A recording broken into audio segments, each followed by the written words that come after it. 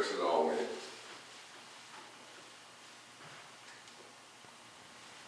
having risen in prayer, I'd like to proceed by extending my praises to Allah, the great God of the universe. I'd like to extend honor to his holy and illustrious prophet, Noble Ali, born January 8, 1886 in the state of North Carolina. I extend honor to the prophet's forerunner, the Honorable Marcus Mosiah Garvey, who said, "Up, you mighty nation, or you mighty race, and accomplish what you will." He would go on to say, what a man has done, a man can do. I'd like to extend honor to our first Supreme Grand Chief, Brother Edward B. Neal, who was appointed to that position by our prophet and commission to carry on the words and works, teachings, and lessons about the beloved prophet. I extend him honor for keeping the doors open at that time. I extend honor to our present Supreme Grand Chief, Brother D. Belair, and the work that he is doing and is trying to do in this day and time. I extend honor to all Supreme Council members, Grand Body members, to all Maryland state officials, namely Brother J. Barnes Bay, Assistant Grand Governor of Maryland, to our local officials, my Assistant Grand Chief, Brother G. Turner Hill, my Secretary, Sister M. Brown Bay, the Treasurer, Brother A. McCollum Bay, our Major, Brother K. Cunningham Hill, and to our Chairman, who is not here tonight, is also due honor. I extend honor to all whom honor is due. At this time, I'd like to begin by reading to you and for you the divine Constitution and bylaws of the North Side Temple of America. At the top, salvation, Allah, unity. The Moorish Science Temple of America, the divine Constitution and bylaws. Act 1. The Grand Sheikh and Chairman of the Moorish Science Temple of America is empowered to make law and enforce laws with the assistance of the Prophet and the Grand Body of the Moorish Science Temple of America. The Assistant Grand Sheikh is to assist the Grand Sheikh in all affairs if he lives according to love, truth, peace, freedom, and justice, and it is known before the members of the Moorish Science Temple of America. Act 2. All meetings are to be open and closed promptly according to the Circle 7 and love, truth, peace, freedom, and justice. Friday is our holy day of rest because only Friday the first man was formed in flesh, and only Friday the first man departed out of flesh and ascended unto his Father God Allah. For that cause, Friday is the holy day for all Muslims all over the world. Act 3. Love, truth, peace, freedom, and justice must be proclaimed and practiced by all members of the Moorish Science Temple of America. No members are put in danger or accused falsely his brother or sister on any occasion at all that may harm his brother or sister, because Allah is love. Act 4. All members must preserve these holy and divine laws, and all members must obey the laws of the government, because by being in Moorish you are a part and parcel of the government and must live the life accordingly. Act 5. This organization of the Moorish Science Temple of America is not to cause any confusion or to overthrow the laws and constitution of the said government, but to obey hereby. Act 6. With us, all members must proclaim their nationality, and we're teaching our people their nationality and their divine creed, that they may know that they are a part and parcel of this said government, and know that they are not Negroes, colorfuls, black people, or Ethiopians, because these names were given to slaves by slaveholders in 1779 and lasted until 1865, during the time of slavery. But this is a new era of time now, and all men now must proclaim their free national name to be recognized by the government in which they live and the nations of the earth. This is the reason why Allah, the great God of the universe, ordained Noble Ali the Prophet to redeem his people from their sinful ways. The Moorish Americans are the descendants of the ancient Moabites, whom inhabited the northwestern and southwestern shores of Africa. Act 7. All members must promptly attend their meetings and become a part and a parcel of all uplifting acts of the Moorish Science Temple of America. Members must pay their dues and keep in line for all necessities of the more established temple of America. Then you're entitled to the name of faithful. Husband, you must support your wife and children. Wife, you must obey your husband and take care of your children and look after the duties of your household. Sons and daughters must obey father and mother and be industrious and becoming part of the uplifting of fallen humanity. All Moorish Americans must keep their hearts and minds pure with love and their bodies clean with water. This divine covenant is from your holy prophet, noble duality, through the guidance of his father, God Allah. Noble duality founded the Moorish American prayer. Allah, the Father of the universe, the Father of love, truth, peace, freedom, and justice. Allah is my protector, my guide, and my salvation, by night and by day, through his holy prophet. Duality, amen. West Side Temple of America, home office of Noble Duality, Chicago, Illinois, 60620. Islam. Islam. Having read the Quran from our divine constitution and bylaws, I will now read from our Quran to officially open this meeting. I'll be reading from chapter 12. Found in most Qurans on page 19. Chapter 12, Jesus teaches the common people at the spring, tells them how to obtain eternal happiness. In silent meditation, Jesus sat beside a flowing spring. It was a holy day, and many people of the servant caste were near the place. And Jesus saw the hard-drawn lines of toil on every brow, in every hand.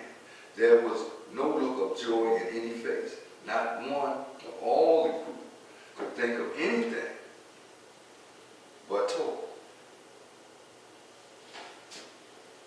And Jesus spoke to one and said, "Why are you so sad? Why are you all so sad? Have you no happiness in life?" The man replied, "We scarcely know the meaning of that word. We toil to live and hope for nothing else but toil.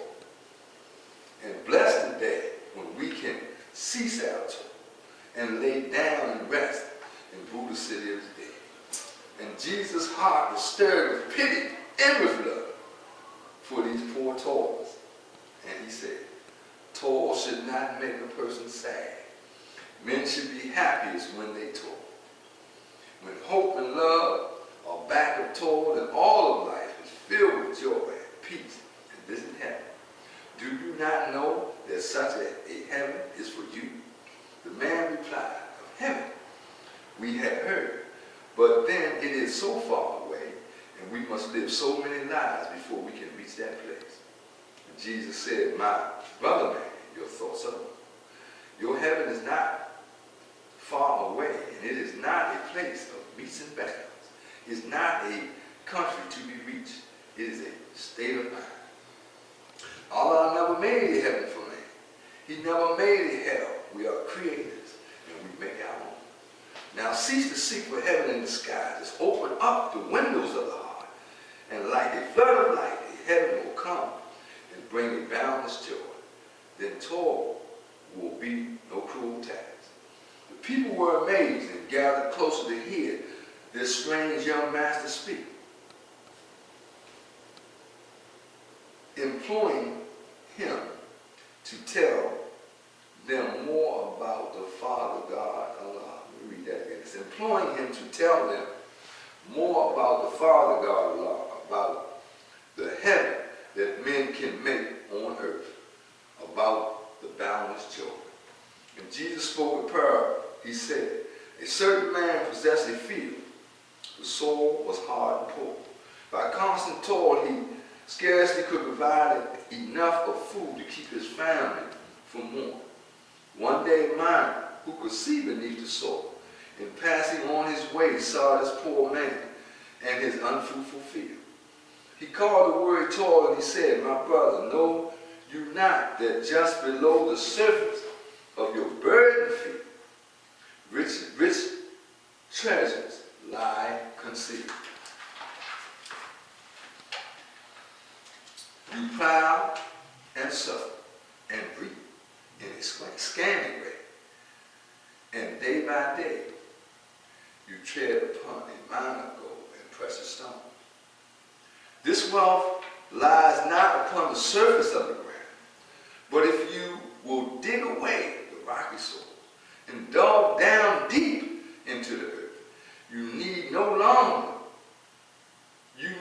longer tell the soil for north. I read that wrong. You need no longer till the soil for north. The man believes, the mind surely knows, and I will find the treasures hidden in my field. And then he dug away the rocky soil, and deep down in the earth he found a mine of gold. And Jesus said, the sons of men toiled hard on desert plains and burning sands and rocky soils, are doing what their fathers did, not dreaming they can do aught else.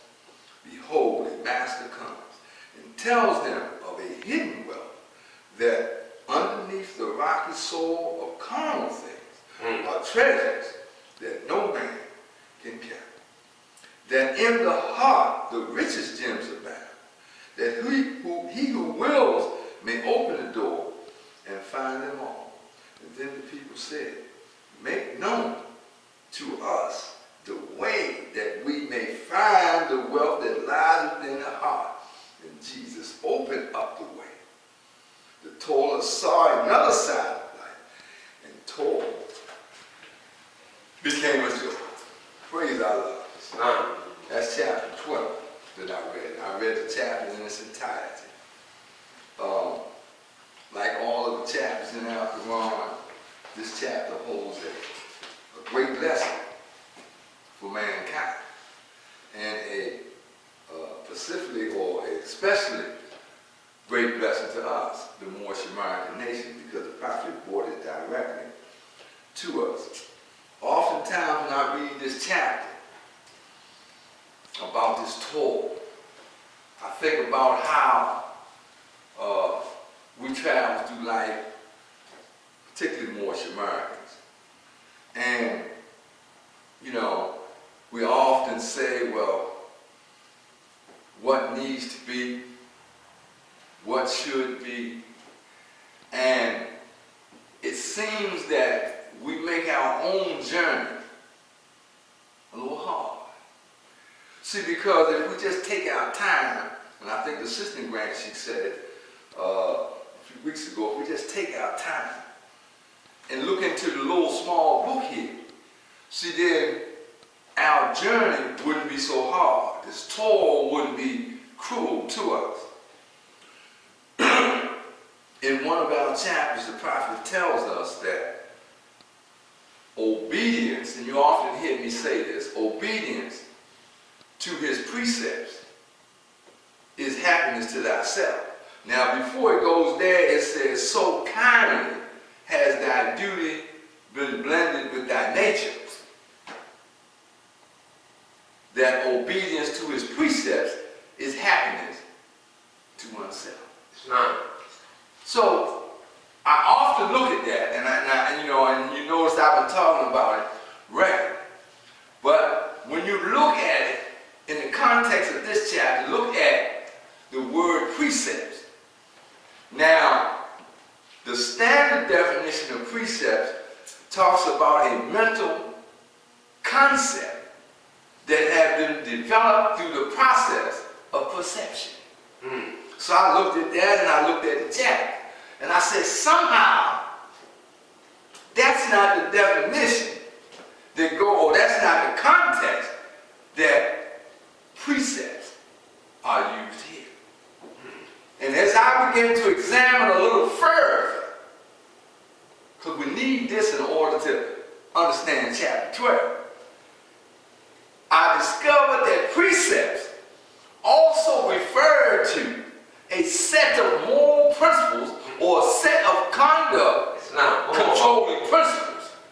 See, so obedience to those principles there, see, that's what it's saying. See, because there are certain things that have to be established. What the prophet tells us in another chapter, establish the principles of actions and see that thou ever act according to them. See, it's important that, so in that toil of life, if we don't establish principles of action, You know, it's always going to be hard. If we don't center our direction, or we don't emanate our direction from the concept of God, again, toil going to be hard. See, because God has to be in this picture. Right. See, otherwise we're going to be told we will never get up under that rocky soil. Come on, Bob. See, and that's why the question when I'm going to call my first speaker, that's why in verse 24, the people said, then the people said, make known to us the way that we can find the wealth that lies within the heart. So in other words, they're saying, teach us, show us. See, you done already spoke about it. Now show us, and that's where we're at today. We done spoke about it. The people are saying, show us, because we still don't believe. We don't. So I look around the room tonight, I said, praise be to Allah for those of us who were able to make the meeting tonight. Now I want to call my first speaker tonight, and that's going to be the Major. Brother K. Cunningham. He's the Major of the AERG, and that's our security unit here. And I'm going to ask him to come forward to share with us some of the things that Allah has blessed him with, particularly regarding this chapter we're talking about tonight.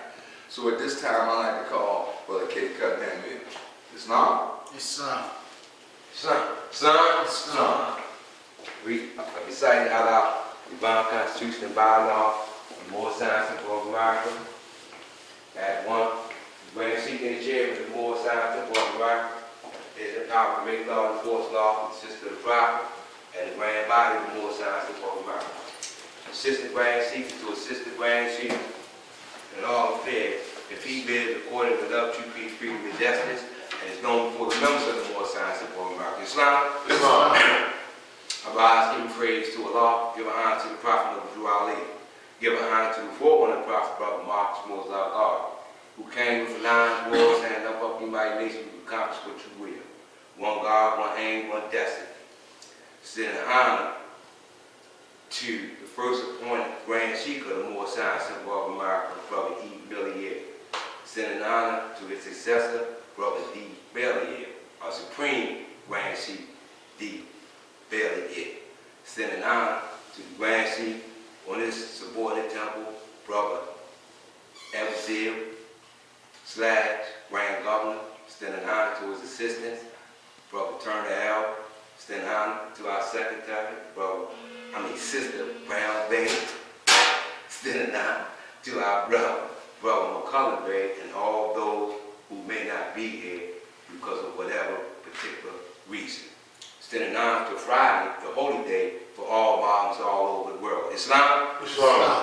Reading out of the Holy Quran of the more science of America, divinely prepared by the noble prophet Drew Ali, by the God of the swallow God of Allah, the great God of the universe, to redeem man from the sinful and fallen stages of humanity back to the plane of light of his Father God of Allah. Islam. I'll read from page 3 to clear my intention. If there's any mistakes on Brother K. Cunningham L. Not Allah, with the teacher of the Prophet noble Drew Ali.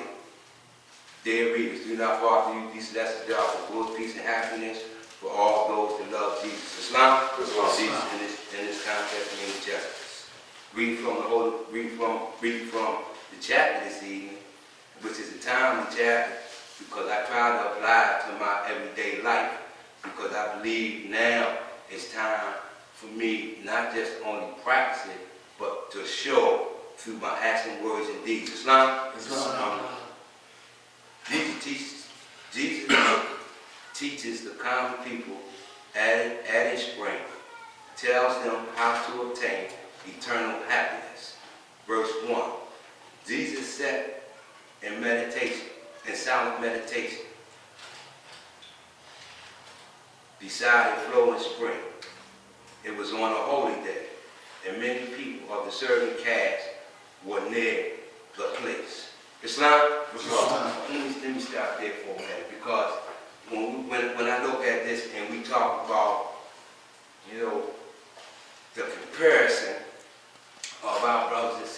India, as it lends to the caste system, as it lends to where they were born and where they had to stay. And as Brother Jesus was watching them, and as he seen them walk past him with this drawing a toll all on their face, and you know, it's something when you born and you know that the only place that you could go, or the only thing that's gonna happen is this is where you're gonna die. But the Brother Jesus was showing him something different, because it's great, because you could get your blessing right there. And when I look at where we come from, or where I came from, I was taught something totally different. See, but when the Prophet Noble Ali came and showed me another side, where my heaven wasn't in the sky and my hell wasn't in the ground, and I'm looking up in the sky for the pipe and it ain't there.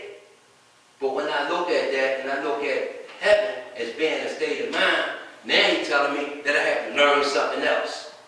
And when I looked at this particular chapter and I looked at our brothers and sisters in India, you know, it's something when it's kind of hard. Even to us, it's hard. Because when we start talking about this mental slavery and dealing with our minds, and dealing with our mindset is, sometimes we believe that we're in a higher state, when in all actuality, we still have our minds locked up with that mental slavery. Even though Allah said the Prophet to the Asiatic North, the same way as Brother Jesus was trying to teach those poor toilers. But see, he said it shouldn't make you sad when you toiling. And then you should think about work. When you think about work and you go to work and you get paid on Friday, you do more value with your money than you do if you was out there making free money. But at the same time, when I look at this particular chapter, I look at him talking about something totally different. It ain't got nothing to do with the outside of myself. It got something to do with within. Because he said your heaven is a state of mind. Say hell is not a place of beasts and bounds. It's not a country to be reached, but it's a state of mind. So now I got to look at, well, now the Bible come and say and teach me about the higher self and the lower self. Didn't know nothing about it. So if I was planning on the lower self, I would be thinking I'm doing something good. In all actuality, I'm doing something bad. I won't listen. See, and we know when we start talking about communication and you break down the word communication and you start talking about the components in it, you know, listening is one of them. It's its value. And the power comes and says, if I can get you to think, you can save yourself. So now he's teaching these poor told people, because see, he's teaching them.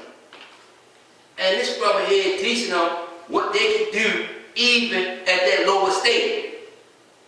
He said now, he's telling them, and he goes to say this. He says, and Jesus said, when Jesus saw the hard drawn lines of toil, meaning work, on every brow and every hand,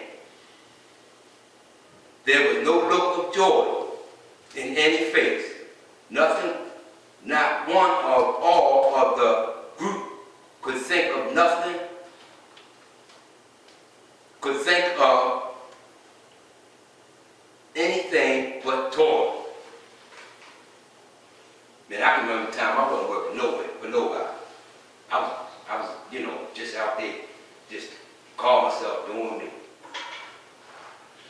And work was foreign to me, because I felt the easy way was to get my money the easy way. And I didn't do bad at it. I didn't do bad at it until one day, I'm thinking I'm doing something good, until one day, I decided I want to travel. And I didn't do bad even with traveling. Pittsburgh, Harrisburg, then I came to Montgomery County, and that's when the Lord knocked my head off. Because I thought I was getting away. These people don't even have that. And when I look at where they at, you know, and you say, you would think that, man, you know, you would think, well, why would Allah put the people in that type of condition? But it ain't had nothing to do with Allah. Because that's one of the things I used to ask myself. Well, if there was a God, why would I have to be suffering like this? Why would I have to see my mother suffer like this? See, and I was questioning God and what God had in store for me, not knowing that it was a greater blessing down the line. So I had to go through these different experiences. They had to go through the same different experiences on a different level. Because I wasn't there when, in India. But I'm here. But I can relate the difference because I can look at it and tell and say, oh, wait a minute. He ain't talking about no stones in the ground. He ain't talking about digging up no rocks. He talking about going beneath that rocky soil. In other words, going beneath that hard, thick head of yours and tap into what's real, that spirit. See, because when you tap into the spirit, man, you can rise. I seen it with my own eyes. When I first came to the Moore Science Step of America, man, I was broken down. But I seen it. And I seen myself grow from one step to the next. Because, one, I had a third grade reading now. It was a shame to talk about. If I looked at he said, man, you got to get over that, Kiko, man. And let that go. You can do it. Just go with inside yourself. And then I had brothers like Brother James Wade Bay, brothers like James Hill, Thomas Bay, Ellis Hill, for real. Because all of us was together, and sometimes it's hard for me not to put that out there. Because that was part of my experience. See, and even with that toilet, because that's toilet, when you work and educate yourself to move from one step to another on the earthly. But then when you get to the spirit level and you rise towards the soul and then the spirit plane, man, that's something great. See, when you can put a law out front, nothing else matters. But you're going to have to work, because when I go into the Holy Quran of Mecca, it says, surely, if you not say you believe that you not be tested, see, and the old says so, fake belief. No, we talking about faith. Because if you got faith in this, then you know it's going to work. Ain't going to be no need for that other stuff. Sometimes we just read at the level of belief, man. We ain't reached that state, because some of us don't believe. I'm trying. I'm telling you I'm trying. And I'm struggling every day. I'm telling you I'm struggling every day. I'm working every day towards this. And it ain't easy. It ain't easy, and it ain't supposed to be easy. But sometimes I see myself, man, they say don't get weary along the way. Well, I see myself getting that way. And I ain't got nobody to blame but myself. Because I know exactly what I'm supposed to be doing.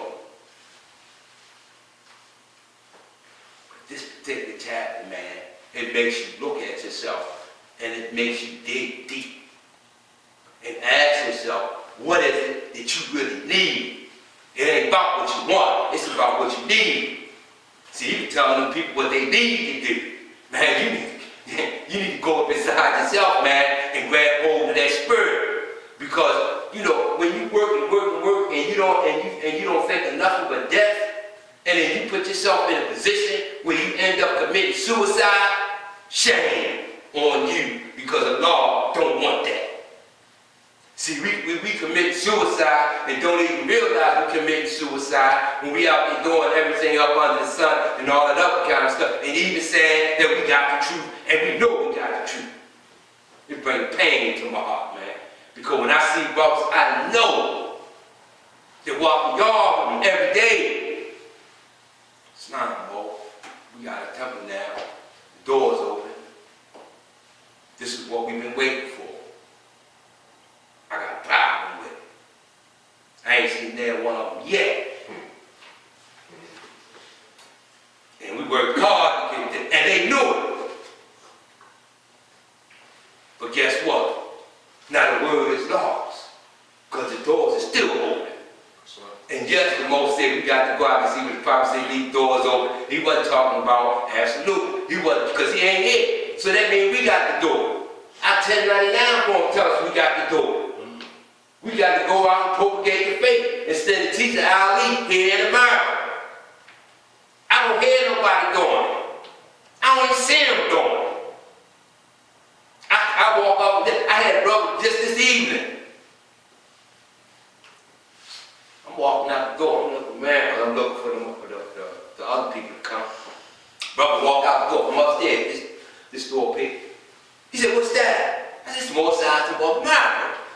door's open and you come in anytime.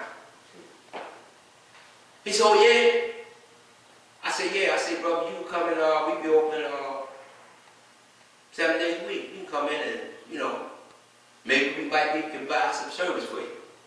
See, when it's service, I said on Friday, 7:30, 10. He said, okay.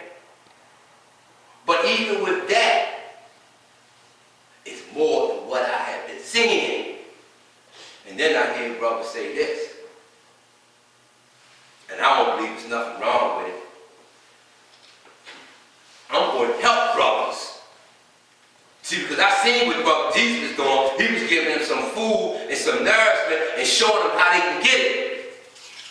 I got brothers saying, well, I'm going in back where I came from and I'm bringing brothers out here. But then my question to them is, well, when you bring them out here, where you bring them to? Because you most certainly ain't leading to the temple. And these brothers I know been in the temple before. Ain't got a problem with it. But I also understand. Because when I look at me, I know what I'm supposed to be doing, because I'm going to be in my meeting place. And I'm going to be propagating the faith and teach how they had about whether they come or they don't come. Islam. Islam. Islam? Islam. Islam. Islam. And the thing before in my conclusion, I like to say this. I like to extend honor to each and every one of you because I know it's a mighty work that we have to do, but somebody got to go. Islam? Islam. I came in peace and I leave in peace. Islam. Islam.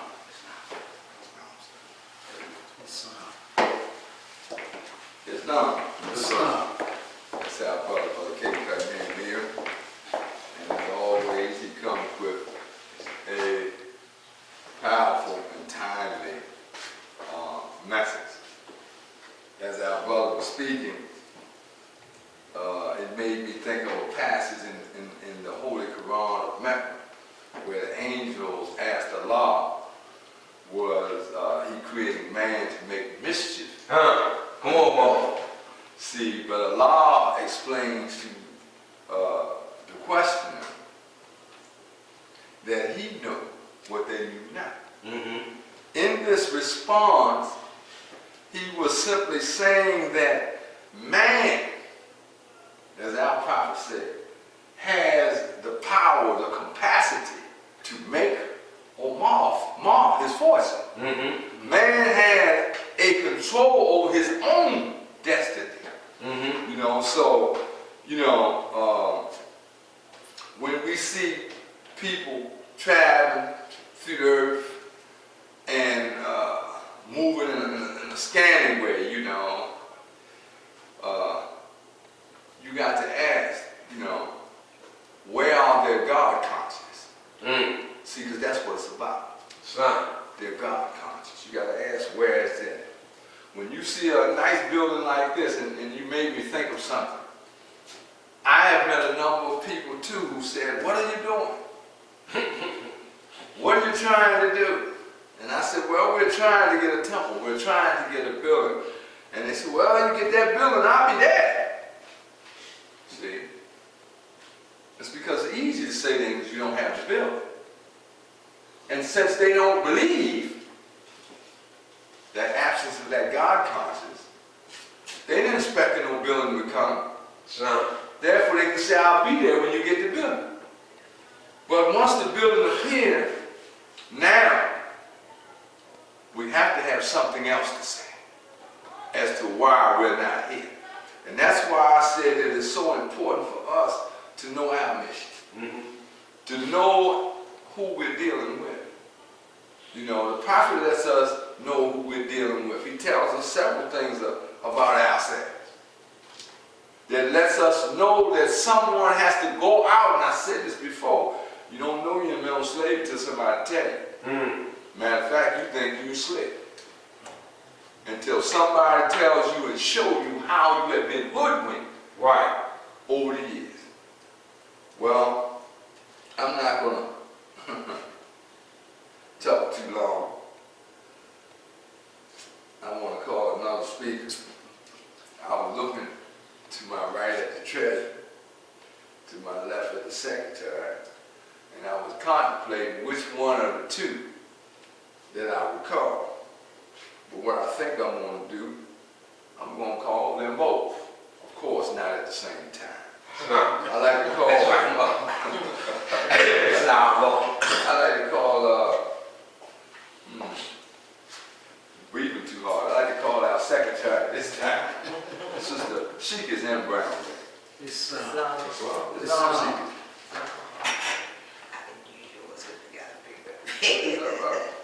It's long. Islam.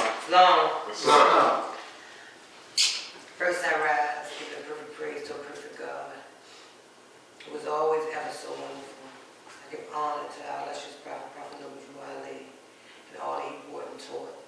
I give honor to our first Supreme Grand Chief, Brother E. Bailey Hill. I give honor to our President, Supreme Grand Chief, Brother E. Bailey Hill. I give honor to everyone in all things that represent Prophet Noble Ali and all the lessons that he was given by the great God of law. Peace. Peace. And as always, it is customary to declare our attention, so I'll be reading from page 3. They'll always make you have to look a little extra hard. This is nice. I will read verse 2 from Know Thyself and Thy Father God of law. Dear reader, do not falsely use these lessons. They are for good, peace, and happiness for all those that love Jesus. And I'd like to turn your attention back to chapter 12.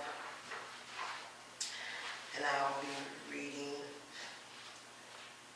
Jesus teaches the common people at a spring, tells them how to obtain eternal happiness. And verse 1 says, in silent meditation, Jesus sat beside the flowing spring.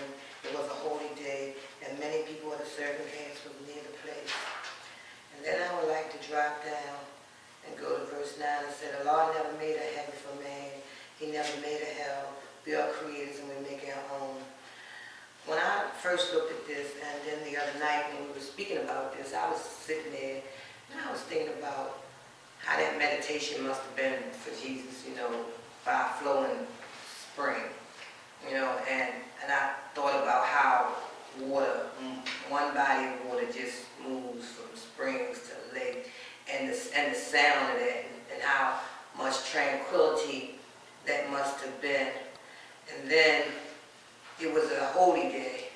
It was a great day, and it was no surprise to me that that the serving cast people were there, because the one thing that I've always seemed to notice about our prophets that the Lord sends to us is that He takes the unlearned and He learns them. So I always know that He don't come for the people who already say that they're well. He comes from us that knows that we are sick.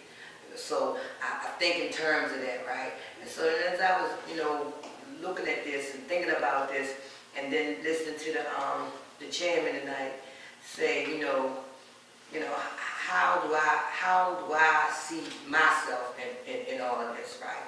And I remember that, in growing up, how I was always taught about the so-called heaven and hell, the devils, the demon, the flying things, and all the things, that I heard about,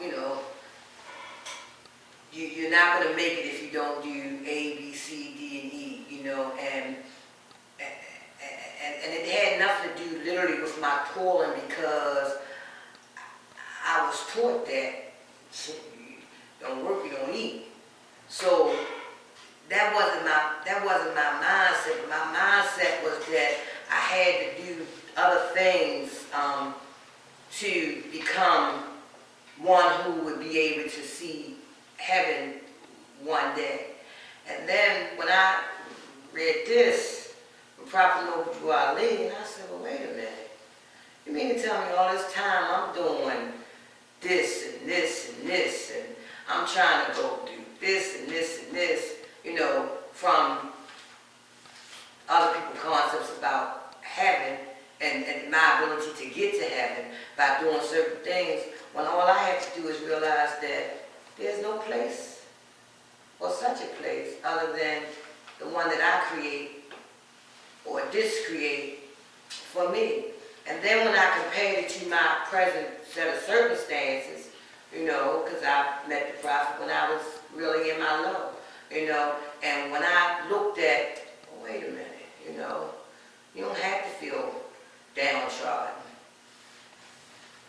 You don't have to feel like you are doomed to this, you know, and that from this point on, from this moment on, you can get to choose, right, how you're going to wake up in the morning. If you're going to wake up sad or you're going to wake up happy, you know, if you're going to go about your day, you know, living in misery, or if not, if you're going to let the marks that the prophet speaks about, you know, that's been given to all of us, you know, you're no good, you're nothing, you know, you're black, you're ignorant, all those things, that you're going to let all those things that you've heard over the years and through the years, right, define you knowing that you have the ability to change all of that, that no matter how other people see you, it's going to be how you see yourself and what you do for yourself and what you do in relationship to yourself.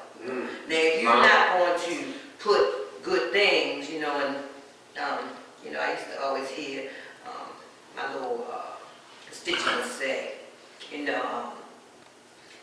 Sister Brown, I got caught up. So I'm like, well, wait a minute, how could you get caught up, you know, because everything up will be good, you know. We hear Scotty beam me up, you know, you see all these little slangs, and I'm trying to understand, you know, ignorance is blissful, and I'm thinking about all those things, and I'm saying, no. And then one day I was sitting outside, not by flowing spring, but I was just thinking about it, and I say, I go around and I say, I love myself all the time, and defy anybody when they say I don't love me. But I learned that if I really do love me, then I got to put good things in me, because that is my way of knowing that I really do, in fact, love myself. And once I start putting those things that were good into myself, you know, I know I ain't perfect and, you know, I still got some work to do, but when I started putting things, better things, listening, developing, as the chairman said, you know, a more concept about myself, right? Having and setting a more standard for Sister M. Brown Bay.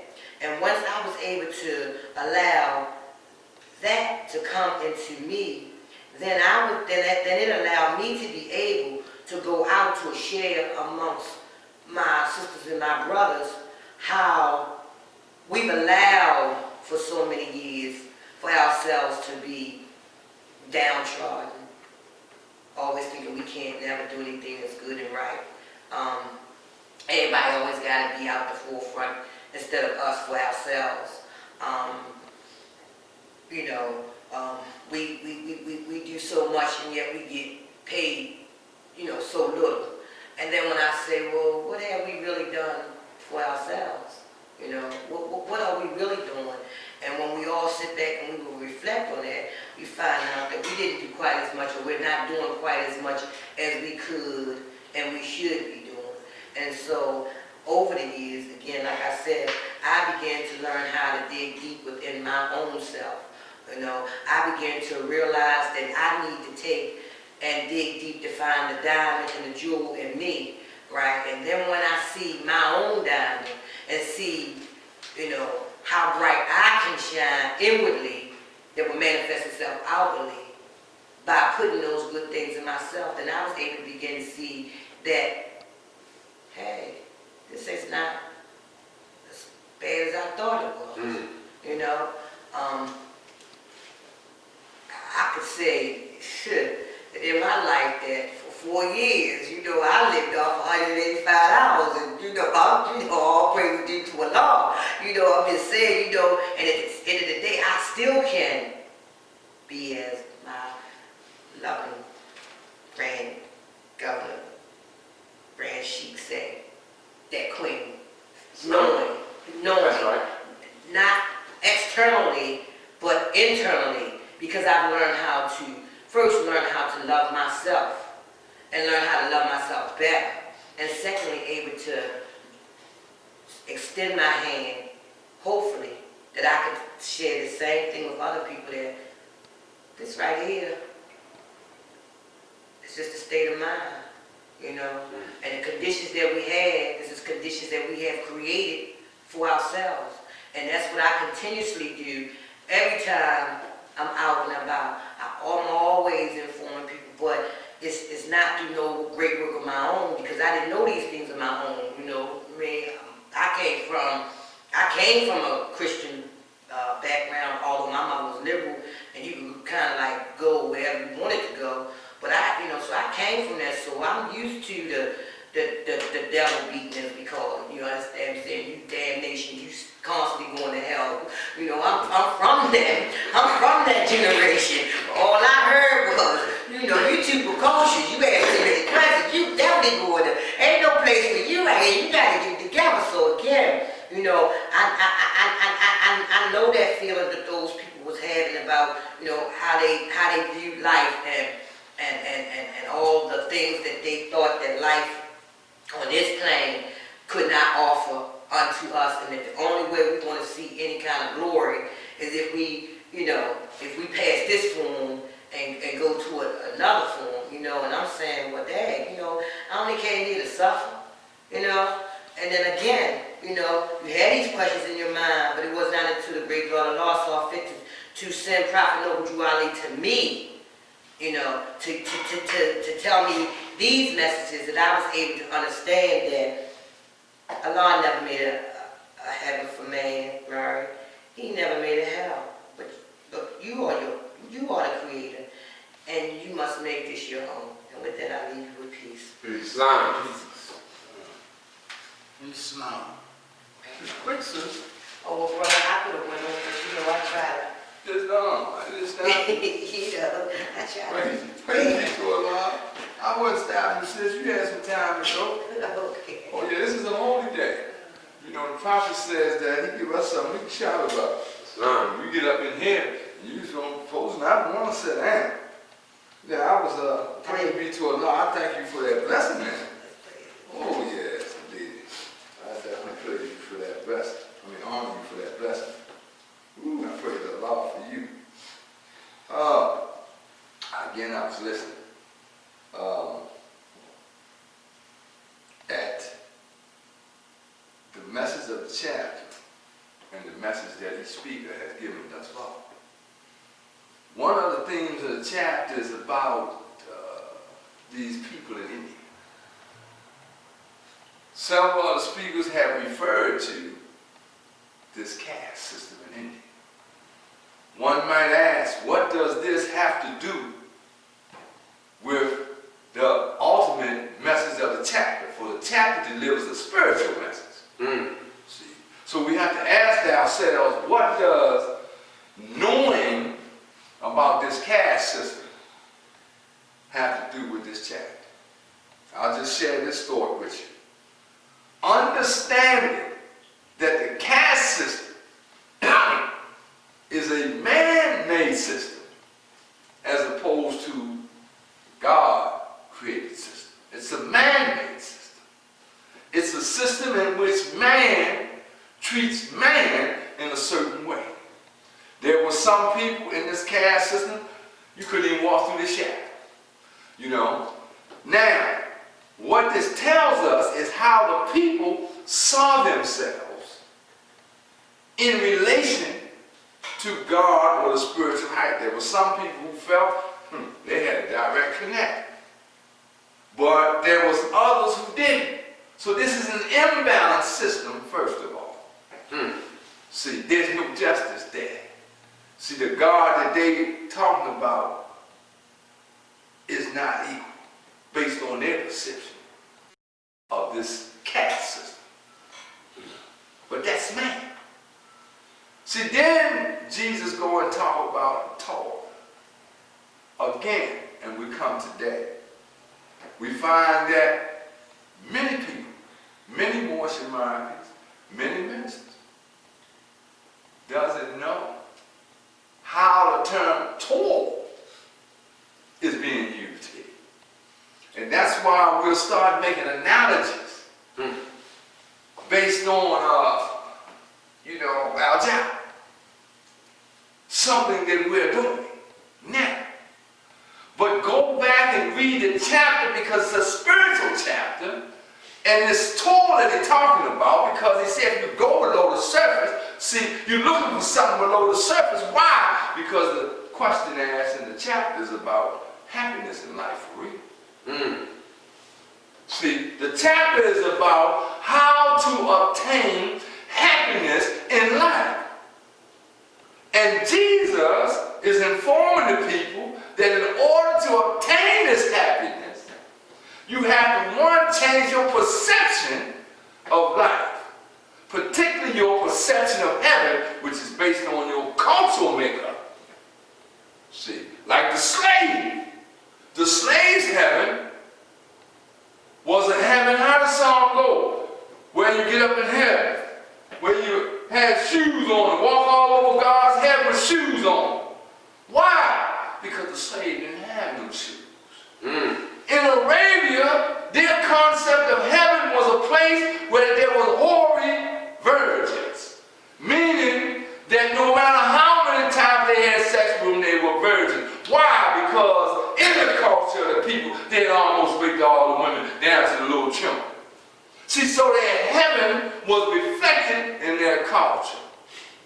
So here, Prophet Noble-Drew-Ali, we have to ask ourselves, why did the Prophet Noble-Drew-Ali use the culture of India to teach us this spiritual lesson?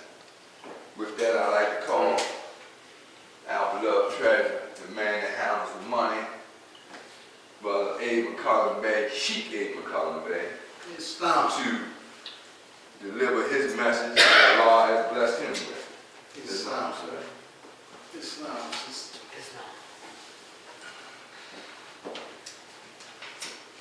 First I rise in my highest attainable praises to the one God. He is the author, the governor, the creator of the world, the almighty, eternal, comprehensive. It's to him alone that belong worship, admiration, thanksgiving, and praise. I send honor, Chief Lodge of Luscious Lepthorpe, born in Damascus Square, 1886 in the state of North Carolina. He was noble then, noble still, none other than Noble-Drew-Ali. I send honor to the forerunner of the prophet, Brother Marcus Garvey. I send honor to the first Supreme Grand Sheikh appointed by our beloved prophet, Noble-Drew-Ali. I send honor to Ibn Eliel. I send honor to the present Supreme Grand Sheikh, Brother D. Bailey. I send honor to Subordinate Temple 13 here in Baltimore, Maryland, Grand Governor / Grand Sheikh, Brother R. Evans here. I send honor to his assistant, Brother J. Barnes Bay. I send honor to the chairman, Brother E. D. Edensdale. I send honor to the assistant Grand Sheikh, Brother G. Turner Eel. I send honor to the secretary, Brother Sister M. Brown Bay. I send honor to the major of security, Brother K. Cunningham Eel. I send honor to our child, which gives us the right to practice and unmolested. I send honor to the American flag. I send honor to the Moorish flag. I send honor, a special honor to effort, because often these days, times, many don't even try. As it is a custom, when addressing the group of Moors, wayfarers, sympathizers, planning seekers after truth, that you read a portion or paragraph from the Holy Quran of the Moor Science Temple of America. In doing so, I'd like to reflect my attention to page 3. Divine instructions from the Holy Prophet. Paragraph 2 said, "Dear readers, do not falsely use these lessons. They are for good peace and happiness for all those that love Jesus."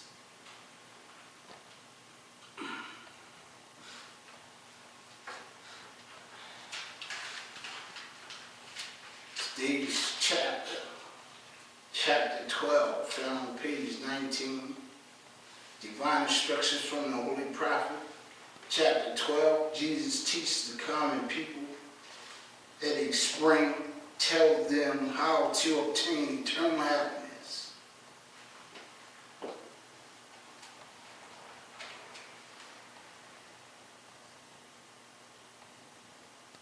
In solemn meditation, Jesus sat beside a flowing spring. It was a holy day, and many people of the servant caste were near the place. And Jesus saw the hard-drawn line of toil on every brow and every hand. There was no look of joy in any face. Not one of all the group could think of anything but toil. And Jesus spoke to one and said, Why are you all so sad? Have you no happiness in life?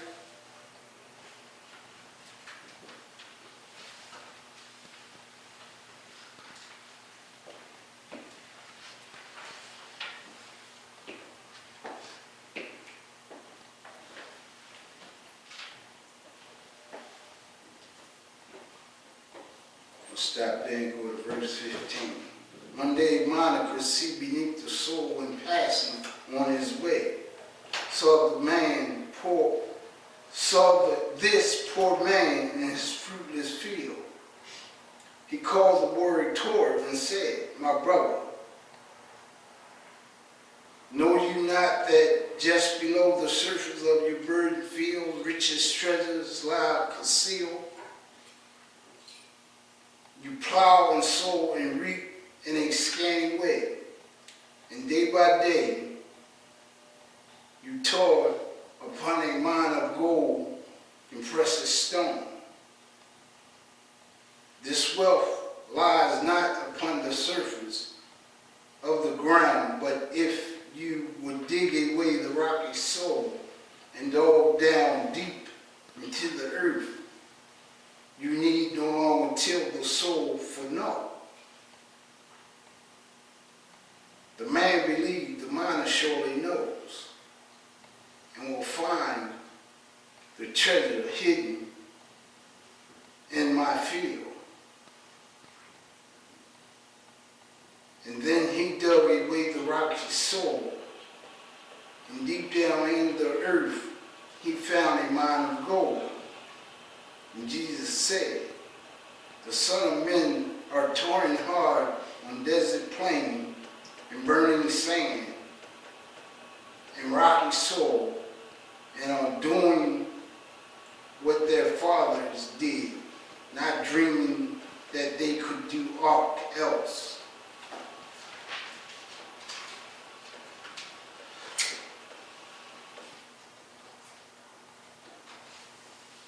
You know, when the prophet came, or when I became enlightened with the prophet,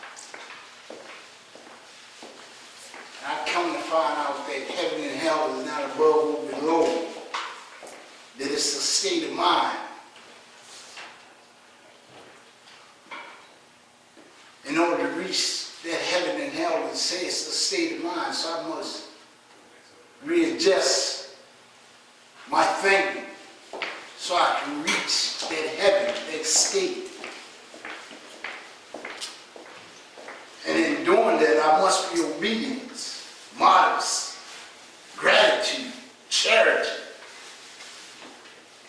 prudence, justice, sincerity, diligence, benevolence. Thank you, Lord. Science, religious. In order for me to reach that state of mind, I must place all those things make it applicable to me as an individual. And then I'm able to go out and demonstrate those things to a total stranger.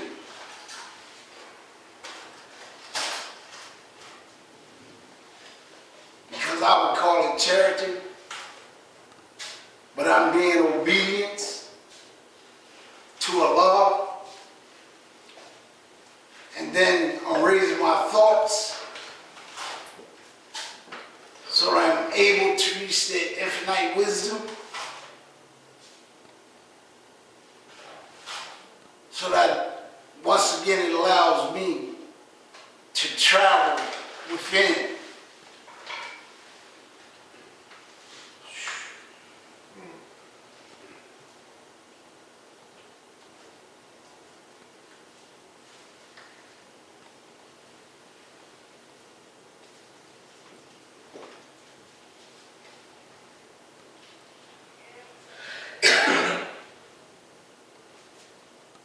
You know, when they talk about the caste or system, a division or social class,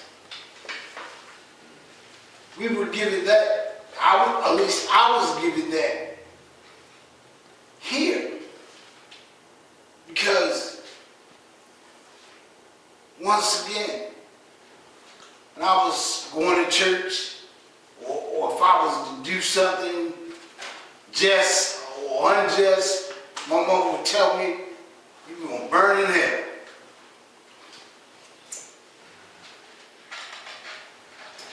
So you would picture this individual with a red picket suit with sharp picks in his hand.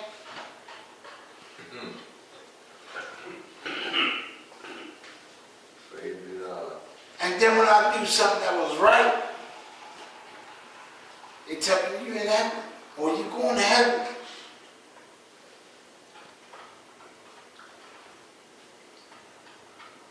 But then the prophet came along and he told me heaven and hell is not above or below, or country to be reached, is a state of mind. So that told me that I had to change my thoughts. And then changing my thoughts, I had to change my actions as well. And in doing those things, it brought about a certain character about me.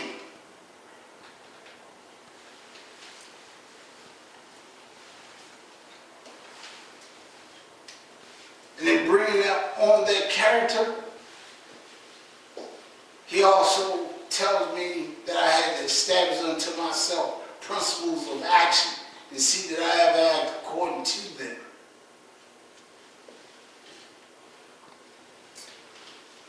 And in placing those principles, a part of my character,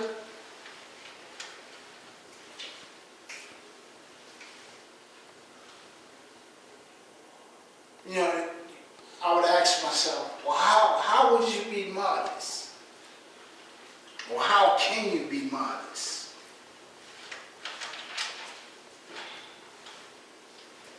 Modest to me is meaning that I don't take more than my share. I don't exceed in taking pleasure in someone else's pain.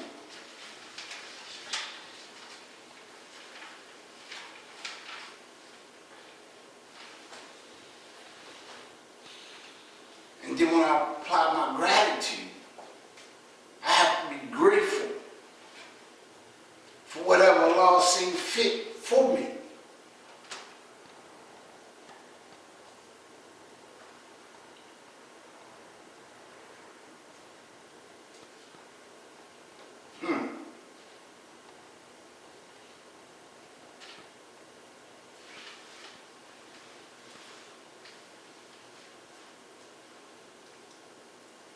As the speaker said before me, Allah will test you on every span he tested Jesus and Jesus passed, then who am I to say that I'm not going to have to go through those same tests to build up my character, to build up my strength.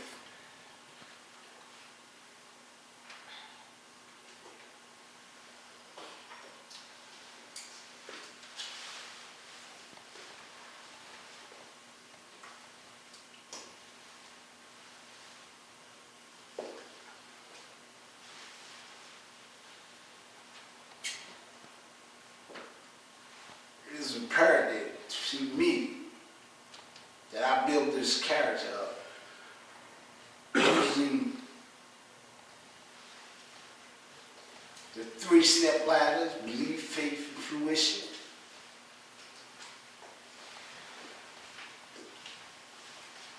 And the other 3-step ladder is found in chapter 5.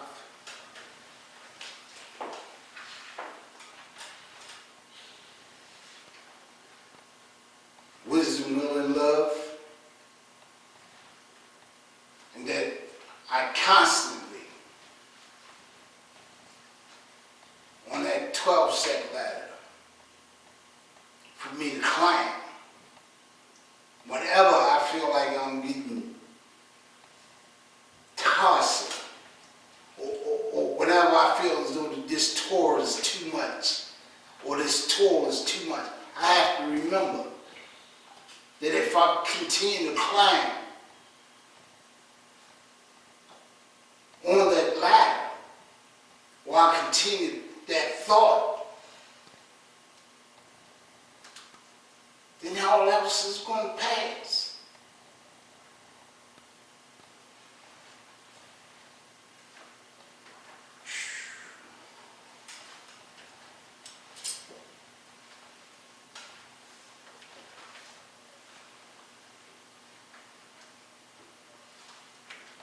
And as I strive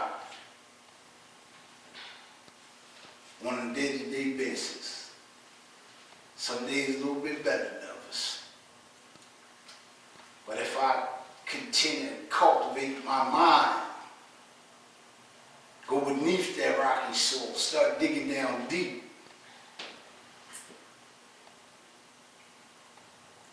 I know all going to be well. Peace. Hey, Yes, no.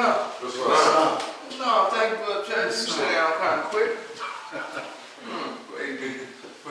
Praise be to Allah. Praise be to Allah. You know, chapter 12. Like many of the chapters in the Quran, it too is a very important chapter in our God. As I stated earlier, there's a certain message in the chapter.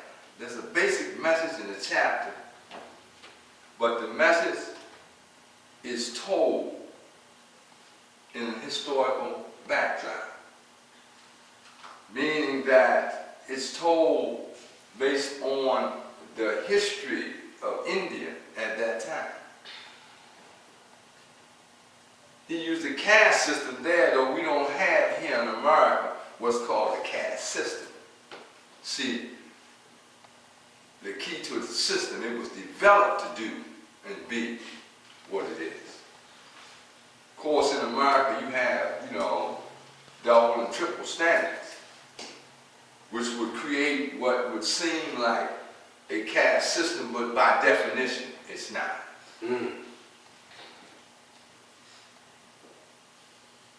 Certain lesson is taught here.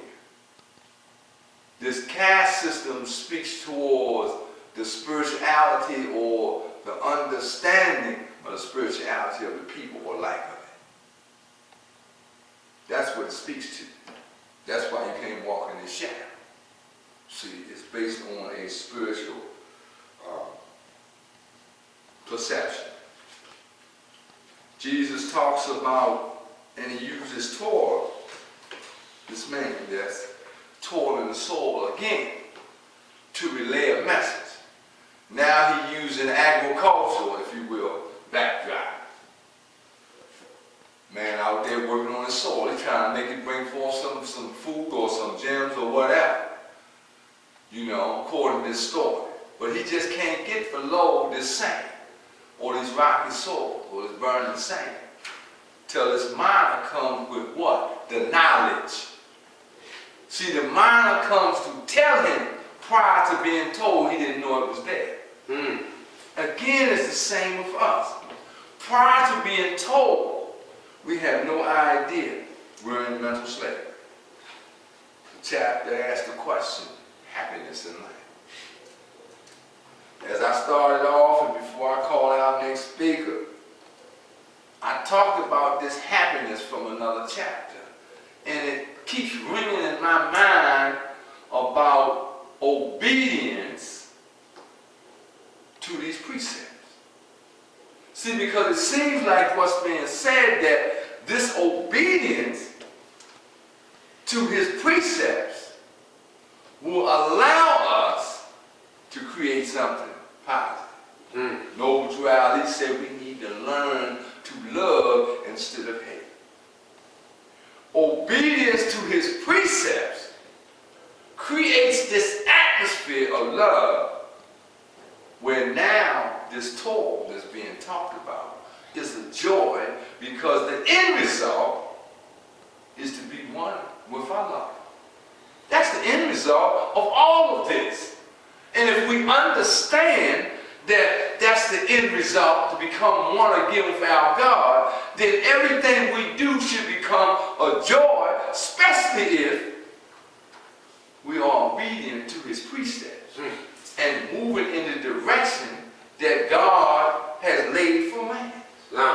As long as we're moving in that direction, we should be happy. That's why the prophet gives us certain keys so that when we hear people, we can really hear them, what they're saying. In one of Tupac records, he talks about those people who want something but won't take nothing. And it reminds me of the Moors, who claim to want something but won't work to make it manifest. See, again, we have a people that have a misunderstanding and a totally lack of understanding of the science. We're in another chapter of happiness that the prophet tells us about. This is a powerful chapter. It sets a certain tone in our development. And once we have this tone, it's supposed to kindle a certain fire within the individual to move through life happily by being obedient to God and obedient and sincere to the mission of reaching God, because that's what it's about. That's what all of this is about. You know, I'm not going to go too much long. In fact, I'm going to call our assistant grand chief. But, you know, as I'm sitting listening, it makes me want to say some things. But I know our assistant grand chief, he got some things. See, because when you come here in sincerity to this podium, the only thing you can share is what Allah has blessed you with. Since when we try to share little things that we don't prepare, that's when we get to fumbling and stumbling up here. This time I'd like to call our assistant grand chief, Brother G. Turner Hill, divine minister. This is our Lord Science Temple of America. It's not the same. Sister grand chief. First and foremost, we're holy day for all mountains all over the world. I give my highest praise and thanksgiving to the great God of the universe, the great God whom we call Allah. I give thanks to Allah for sending us a prophet, a savior, to redeem us from that state, that deep state of mental slavery in which we had found ourselves in. I give honor to the forerunner of the prophet, Brother Marcus Garvey, who paved the way for our prophet, made the people ready to receive the teachings that the prophet Noble Ali had for them. He put them in a certain state of mind. I give honor to the first Supreme Grand Sheikh of the Moorish Science of America, Brother E. Melian. I give honor to the present Supreme Grand Sheikh of the Moorish Science of America, Brother D. Bailey. I give honor to the Grand Governor of the state of Maryland, Brother R. Elwazell, as well as our Grand Sheikh. I give honor to the Assistant Grand Governor of the state of Maryland, Brother Barnes Bailey. I give honor to our Secretary, Sister M. Brown Bailey. I give honor to our Treasurer, Brother A. McCullough. I give honor to our Major, Brother K. Cunningham. I give honor to all the members of Temple 13. I give honor to man. And when I truly honor, respect, and strive to do for man what I would have man do for me, then I truly do this for my Father God, Allah. I give honor for this holy day for all mosques all over the world. I want to, coming from page 3 of the Holy Quran, the Moorish Science of America, and declare my attention that any mistakes are made here, not on our temple, not on our prophet, and surely not on Allah, because Allah alone is perfect. And it says in page 3, dear readers, do not falsely use these lessons. They are no good.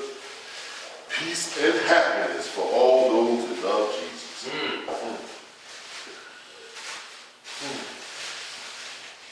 Praise the Lord, this holy day. Torah, this chapter talking about Torah. A lot of stuff is said about Torah.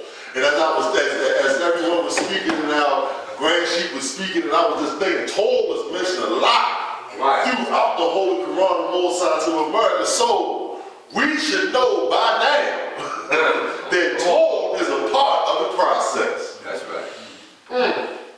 Even when you get weary along the way, That's right, Paul.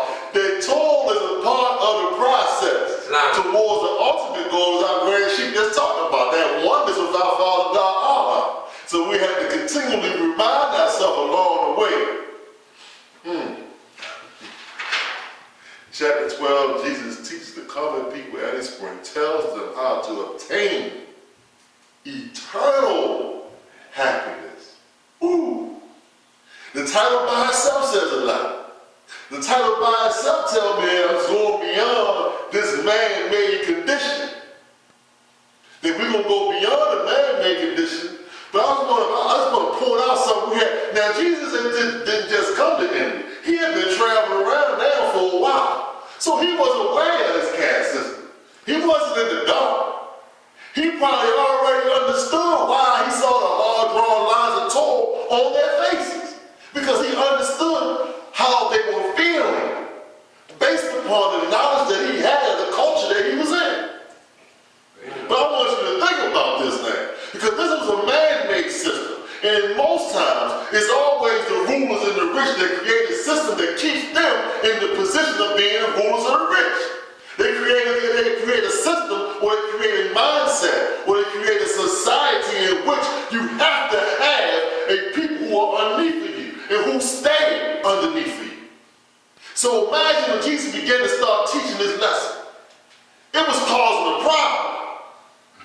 That lesson that he was teaching, if we're looking at the lesson is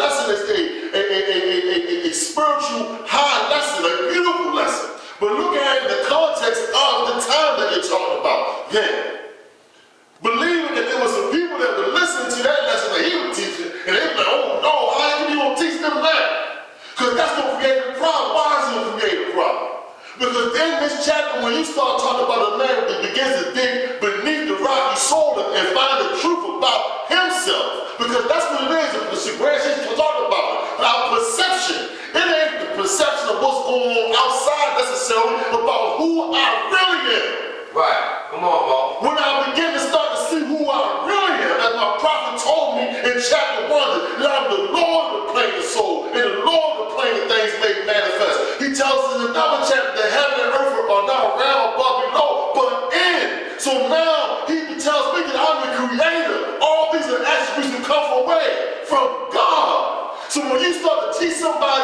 that you are like God, that you are the image and the image and likeness of God, that creates a problem.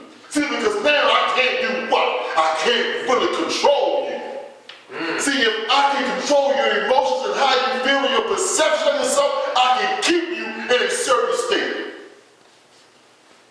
I keep you right there. Yeah, we can bring the lesson up today. You know, we don't have a caste system as they had in India, but we have a mentality that was created, a condition that was created that keep our people in a certain state. That's right. And it is obvious when anyone always says when everyone else can come here and surpass us, we have a serious problem. Now, surpass us in our own communities. We're in the preparation stage right now because eventually we're going to have to open the door. Right. Come on, Mo. See, bro, we're ready to open the door. This process is told because Jesus talked about it, gave an analogy about the farm. You know, and burning sands and rocky soil and all that stuff that when you look at it on the surface of it, it seems like it's impossible to make anything come out. Think about it. How you gonna make something grow out of sand? How you gonna make something grow? So it seemed to be an impossible situation. So he's talking about a deep-rooted thing. And he says to you, look, you're not going to be able to change this deep-rooted state by just playing with it. You ain't going to be able to give lip service to it. Yeah, I can tell myself I'm the Lord of the plain of soul, the Lord of the plain things made manifest, but that's not going to be enough.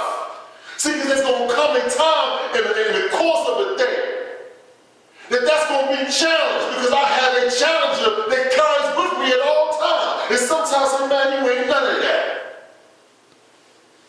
Man, why you keep on dealing with that stuff? You keep going down there and talking to kids. And what's even crazy, you keep going and paying for the chance to talk to them. Yeah. See, I learned something somewhere that sometimes that we got to expose this thing. Right. See, because we collectively have to deal with it. That's why the prophet said in place of a society to receive and confer mutual helps. Man, it ain't necessarily about you being able to give me some money or you being able to give me something physically to eat. Sometimes the same way that Jesus went through the struggle he went through, his friends came and they ministered to him. But I can't minister to you if your mouth is always shut and you put on the air as if everything is all right. When the truth of the matter is that a lot of our master men know it ain't all right. Because they know what you're dealing with on a daily basis. So sometimes you might put too much emphasis on making the appearance as if it's okay. See, Emily is sitting here and saying, man, we need nobody come down. I heard the brother say, you know, all about, I remember you talking about it long before we even got the place. Man, boy, I got a brother waiting on us to get this spot. We're going to get this spot, boy. You know, yeah. I remember. And I'm glad you said it before I said it to you, man. But I understand it. You know, we put pressure on each other. I got people that try to turn around and say, what y'all doing? What y'all doing? I'm like, yeah, I'm listening. I say, okay, come on. I don't get caught up on what seems to be. Yeah. Sometimes I get caught up on what seems to be. See, because the fact of the matter is that the prophet tells us, man, no man must be what he knows. That's right. See, my prophet did not teach me that I'm supposed to sit back and wait on somebody else to do the work and then come in and act as if I was with them doing the work all the time. See, I understand that this work that we're trying to do requires a character that is not a normal character, not everyday, especially in the time that we're living in right now. You know, I was going back to thinking about Jesus and him talking to the people this way, because what he was teaching was totally challenging the whole system that was set up. And you know, that's why some people looked at him as being one that was coming to seeking some kind of earthly throne. Because he was going to the people that they had subdued, they already had him in check. and he was going to them and telling them all this stuff, I had, oh, wait a minute.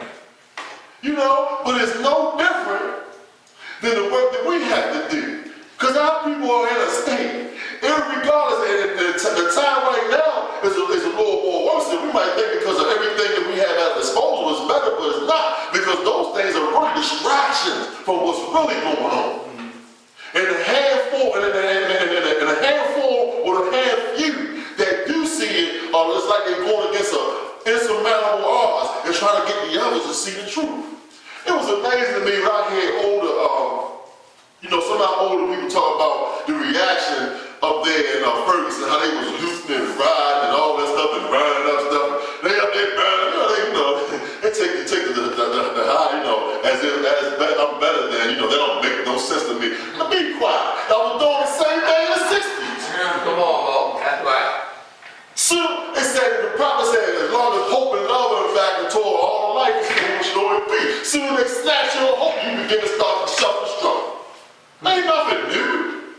Right. See, because I don't really know who I really am. I don't really know. See, you will tear up a community that people say is your own because you really don't, you really in the deep recesses of your mind and your heart know it's not yours. Because you know you don't own nothing in it. You don't even really have any effect on the conditions in it. You think we'll point the finger at, the young guys on the corners and wherever they may be at doing what they're doing. We'll point the finger at them and say that they are the cause of all the problems, but we are the cause of the problem too. Why? Because we're not out in that community showing a different way. Right. And I ain't talking about just, I know we say this a lot, but I ain't talking about just us here because we're not the only ones that talk about these conditions. And still in line with the chapter, because we're talking about those things on the surface, those cardinal things on the surface that make it seem as if it's an insurmountable task. But we have to see beneath it and know that it's not. The fact of the matter is that when we can pull someone aside and tell the truth about themselves, do you realize who you really are? Do you realize that you're really playing yourself short? On my job, they have young people come there. I've been working in there a couple years, as long as I work anyway. And my feet hurt, elbow hurt, knee hurt sometimes. Some days I take like four Advil, 4 leaves so my feet won't hurt as bad. And I've been looking at these young people coming in there and keep coming in there and keep coming in there. And so I start saying to them, I say, so what else are you doing besides working here? They look at me, what do you mean? I said, you going to school? Are you trying to do something? There's a young brother that's been there since I've been there. He's been going to school the whole time. I said, look, brother. I said, at some point now, what you going to be a career school goer? What are you afraid of? Don't get stuck. Right. Don't get stuck here.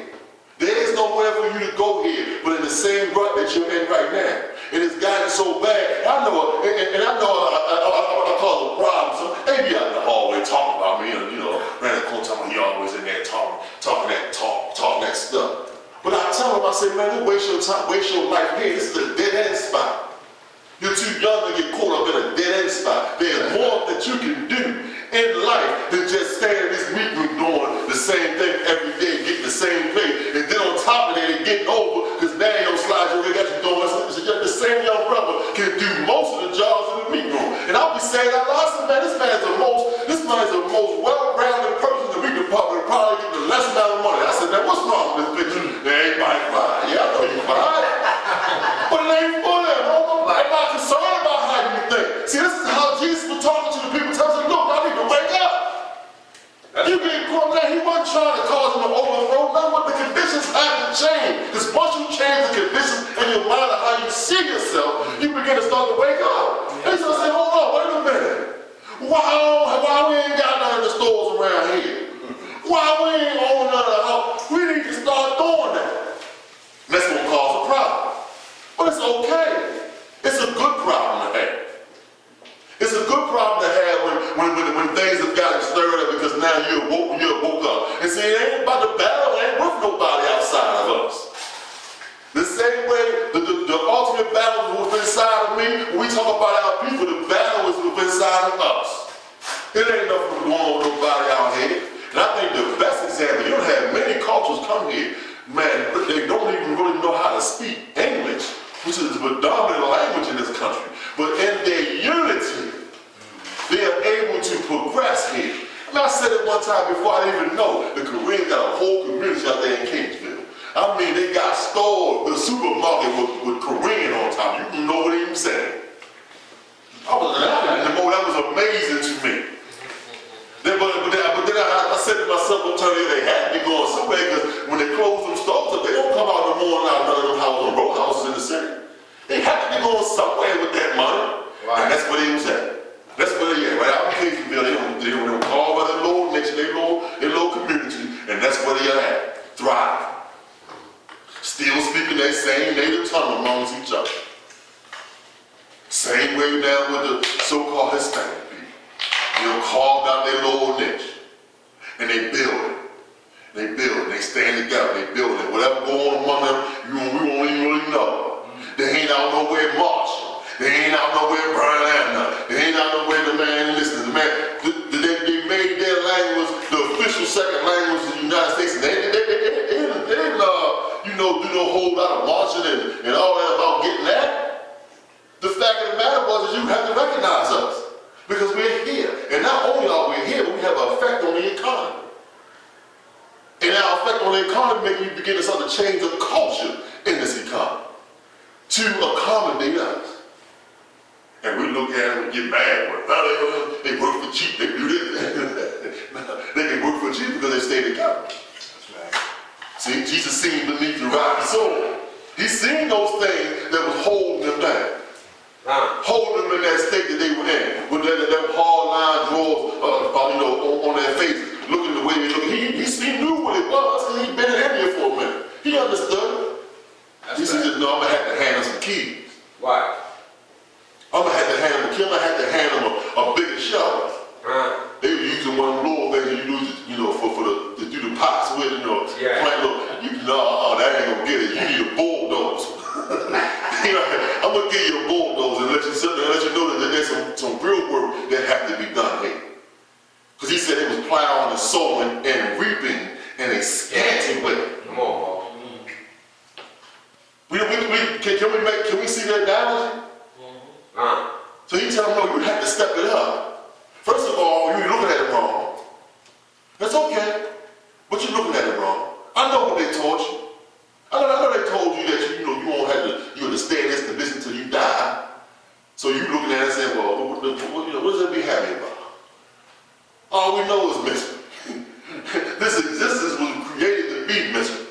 And the only thing we hoping for is that we can hurry up and get away from here and come back in the next in another seat. And then we can look down at the next person and say, yeah, I already been through that one. He said, I know y'all. I know they told you that. But I'm here to tell you because in essence, what he was telling us, everything that you was taught was wrong. It was wrong. And the only way it's going to get better, you have to make it better. You can't look to those in the high caste and look at them and hope to be like them one day after you dead gone. No, it ain't about that. Think about how you really, you begin to start feeling uncomfortable with the person, the people that you was always had subdued. They looked up to you. They walk on the other side of you. Now all of a sudden on the other side they smiling. They happy amongst each other because and after a while that system begins to start to fall away and decay because now it don't hold the same effect as it used to. Because they said, well, wow, you can be happy and be, of the servant caste, can find eternal happiness in the servant caste, then maybe there's something ain't right about this caste system. Come on, Maybe something ain't right about it. Think about it. He was actually challenging the whole system of belief created by men who were slaves and income themselves. He challenged the whole thing. And wasn't even trying to challenge the whole thing. He just had some pity in his heart for those people who look so sad. Think about it. Somebody, we see him every day. People who look sad. They on the corner with the signs and stuff. Yeah. You know, Huh? with the you know, they practice a sad look. You know, imagine when you stop going across there and tell them, no, listen, come on, let's stop playing.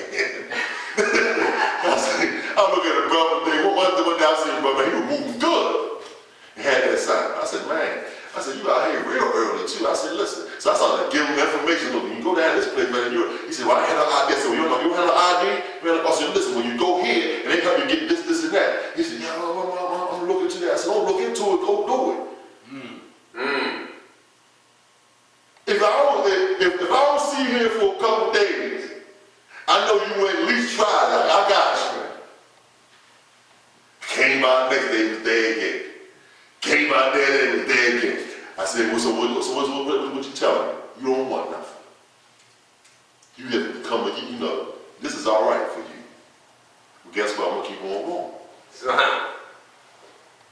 People won't do the necessary things to get free until they get tired of being enslaved. People won't change their conditions until they are tired of the condition that they're in.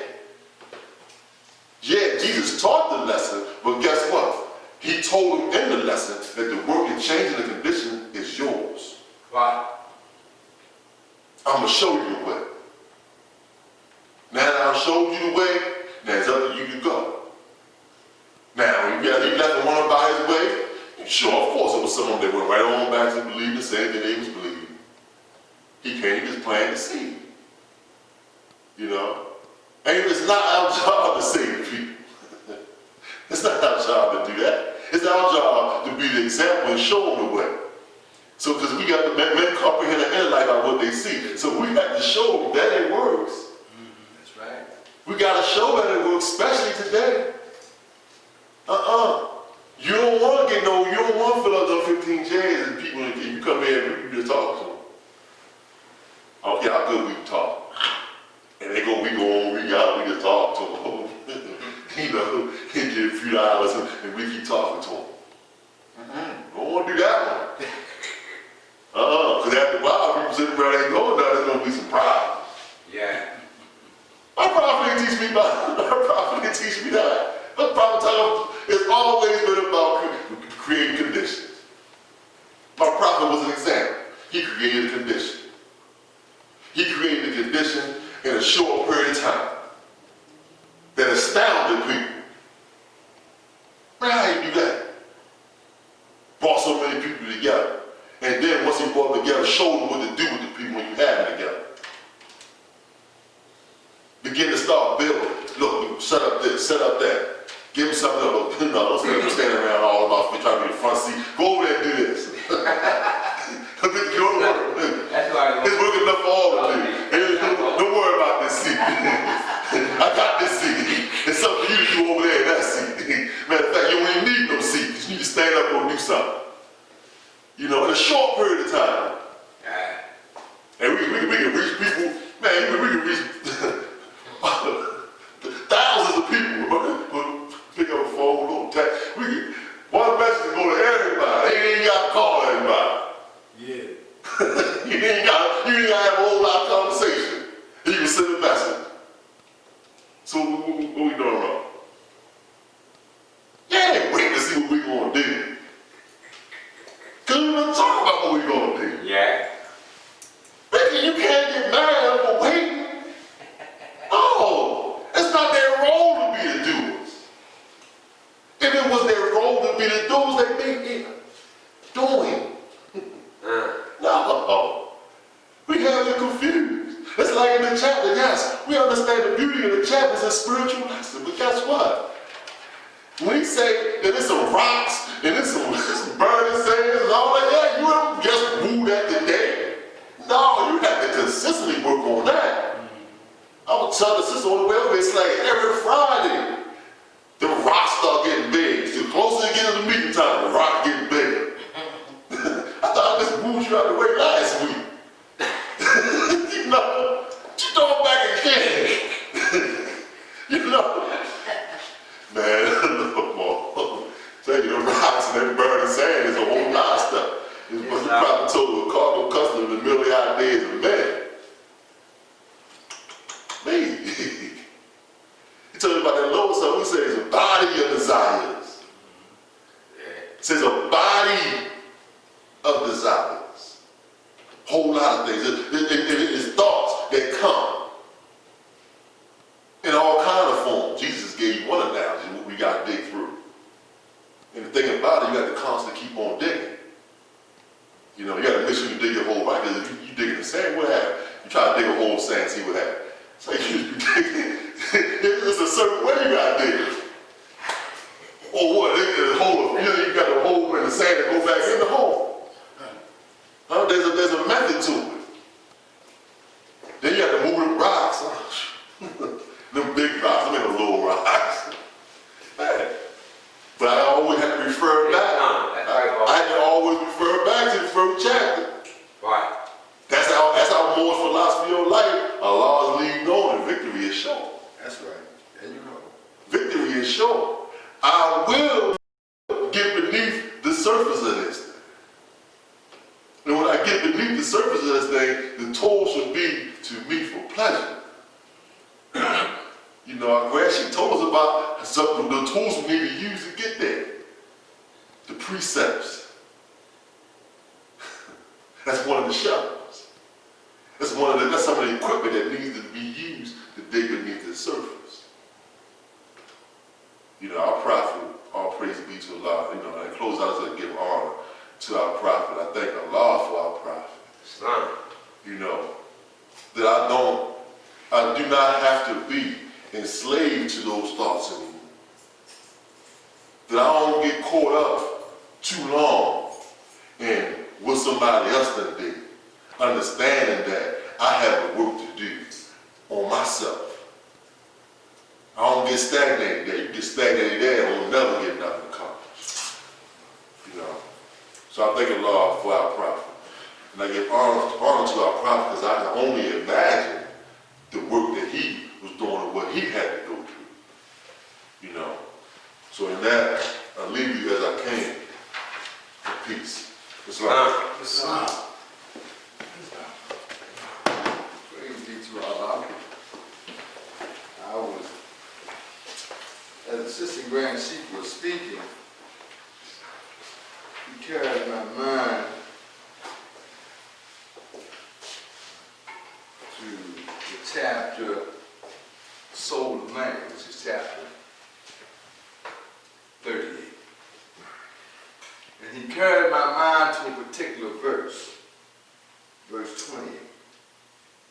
It reads as follows: perception of thyself, the knowledge of him who created thee, the sense of worship thou owest unto him.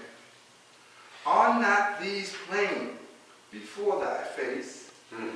And behold, what is there more than men needed to know? The perception of thyself. Where you see yourself at in this whole divine scheme is very important. Because where we see ourselves, that's how we're going to operate in life, based on how we see ourselves. In regards to the temple here, praise be to Allah, that we were able to obtain. We said that we too needed the temple, not just people, we said we needed it. The temple is a condition. It is a condition and an atmosphere that is created for the sole purpose of worship and enlightenment. Worshiping our God and enlightening our people. That's what it's here for. It's not designed where somebody's just going to walk in the door. It's designed where we are taught lessons in which we are supposed to share with the masses in a way that speaks to their practical lives. We have to bring them in. We have to use different tactics to bring the people in. If we study history, we'll see that others use different tactics to get the people in. You know, we have a coffee pot back there, but we know food get them in too. And much as we struggling not to do it, we got to do something to bring them in the door. It's like money. They say in order to make it, you gotta have it. Or at least have an idea so great that those who want to donate to it. Having said that, the idea and ideal this is built upon is a great one. We just have to convince people, influence people through our character and our work that they should be sitting in their chairs. And not only sitting in the chairs, but digging in their pockets. Like when we were in the church, we were encouraged to dig in our pockets. And we felt it our godly duty to dig in our pockets. So we just have to transfer that here. I'm going to, before reading the body of law, the second body of law, the late Grand Chief Timothy Dean Will once said that there's always that group of people that will sit in the back while the work's being done. They ain't ready to roll the sleeves up there in the back while the work's being done. But when the work is complete and success is on the scene, then they're in the front seat. It's long. That's why. They know we're here. They know what we said we're going to do. Why? They're waiting till we do it, and then they'll come and set up like they were here all the time. See, we have to understand that. See, some people, because you're going to have to want the right people sitting in chairs. That's why you walk. See, the people that we want in those chairs are workers. See, we already said we know the rest of them are not workers. Then if we know we need the workers, because the harvest is ready, the record said the workers were few even in the record. See, we have to prepare. That's what we're doing here. And in preparing each other for the task ahead, that's where we have to knock off them ungainly parts. The same little nugget that you had on this side of your head, you shouldn't have it on there next Friday, because you're supposed to knock that off. And the more we knock it off, the better we get. I'll say this, and I said this to our Supreme Grand Chief and a friend of mine. The mission today is to perfect the approach to propagating this faith.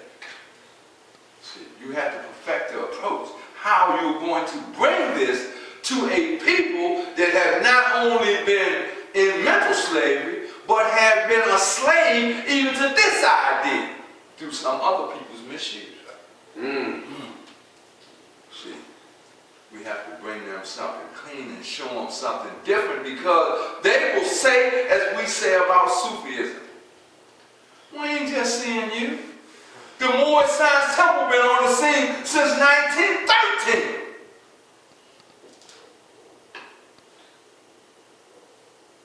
People looking. And after the prophet passed in 1929, people were looking. The world today needs examples of people who know that a prophet has been raised among them. That's the problem. He's not just a regular leader. And we need to stop acting like he's a regular leader. He's a thought of God manifested in flesh. The Christians would go as far as saying God himself walking the earth. In the beginning was the Word. The Word was with God because the Word was God. And it did manifest and dwell with us in Jesus. That's what it's saying in John 1.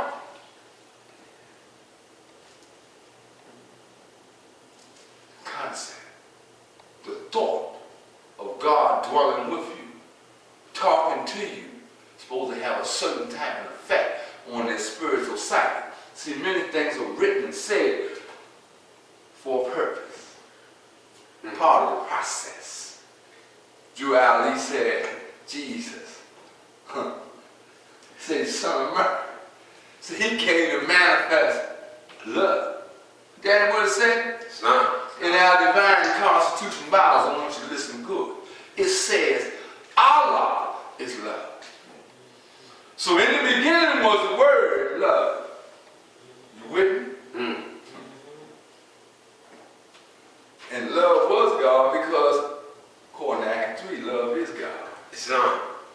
Huh? That's right, Mark. And chapter 2 said this love manifested in Jesus. This love that is God manifested in Jesus and did dwell with us. Christians wasn't too far off on that.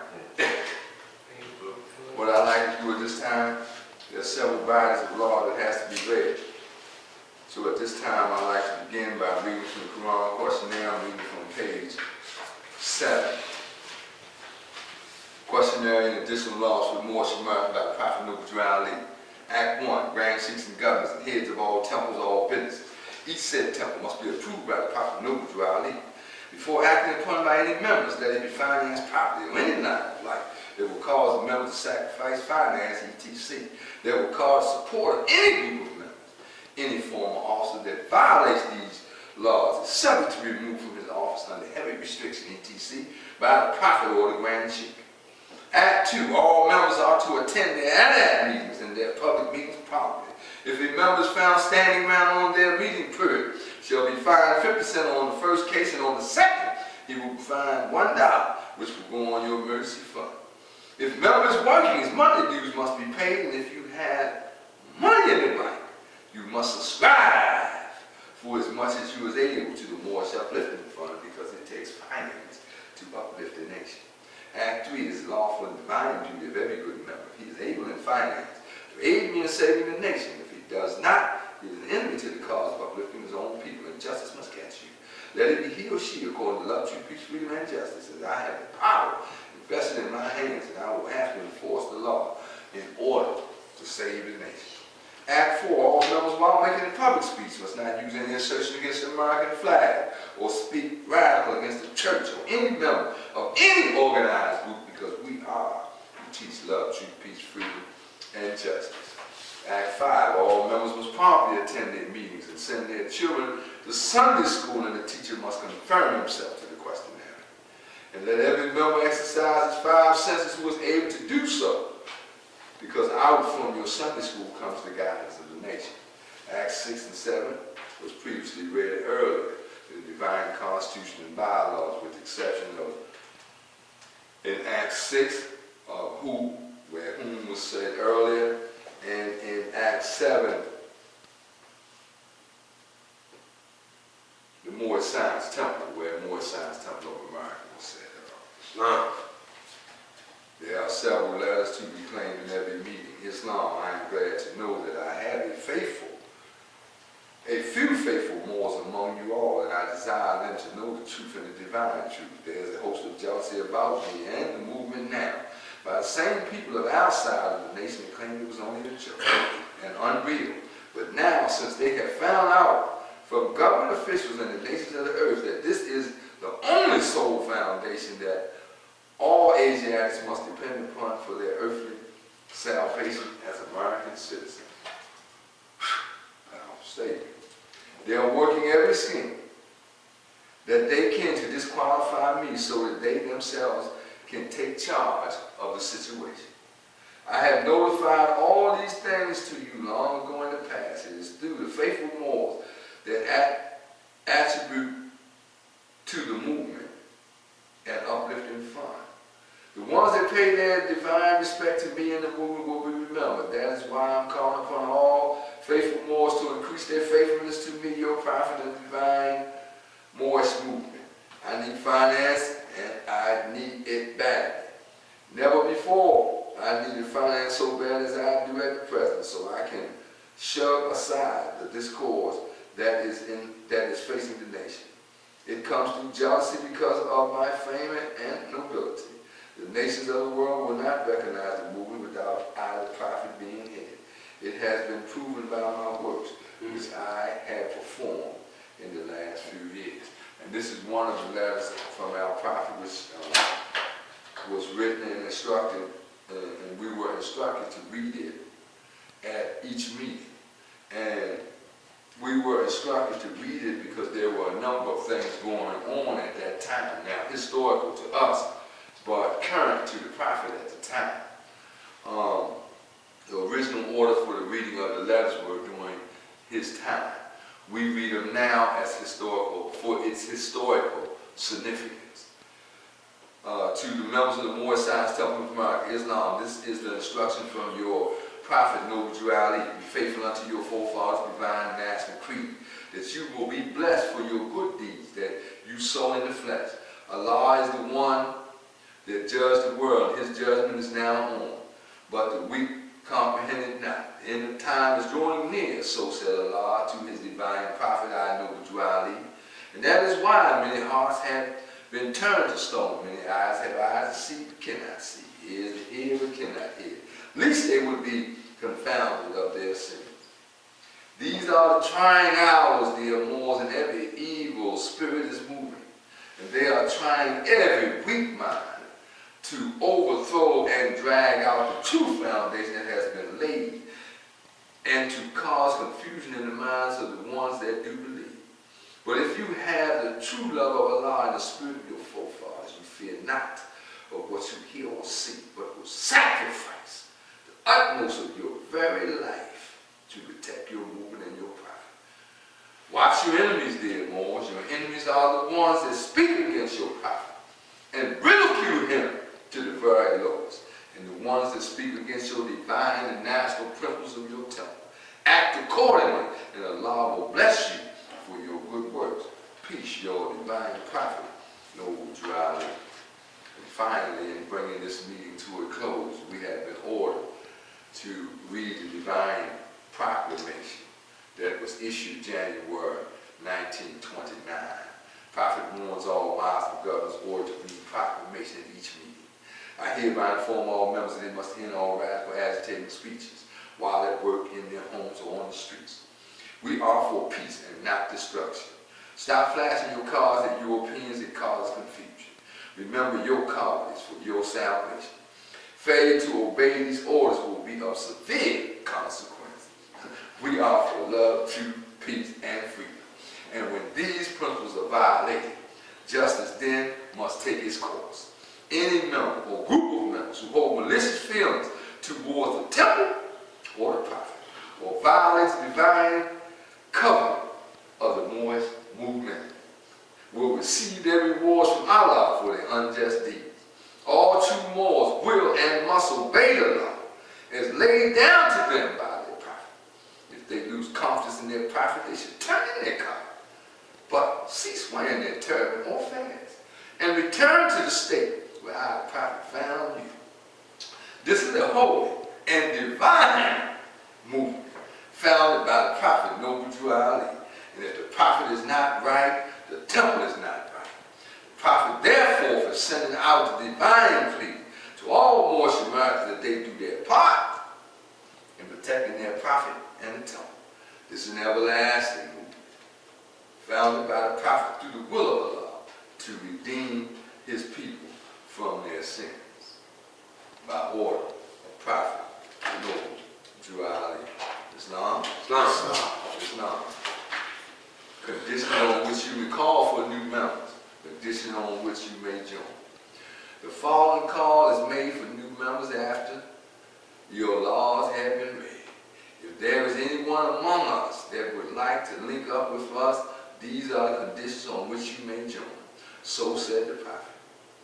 After hearing the laws read and you think that you can obey the laws, you may come up and see the secretary as we take up collection.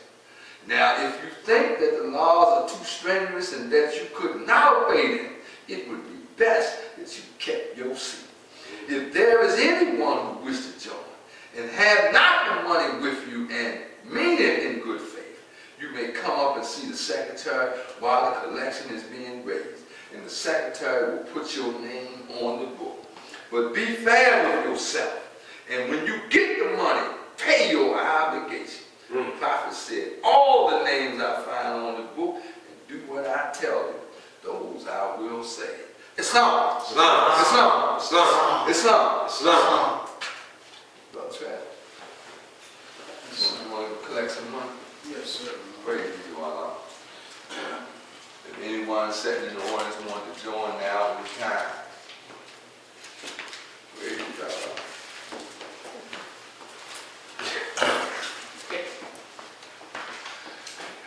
I see y'all up there laughing.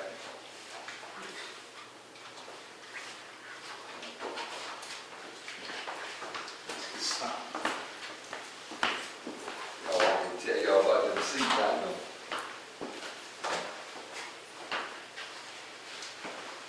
Y'all want to tell them about them seats?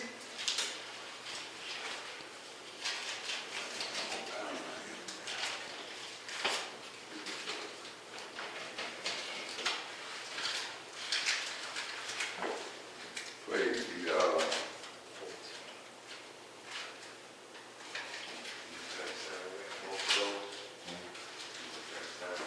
Let me tell you what.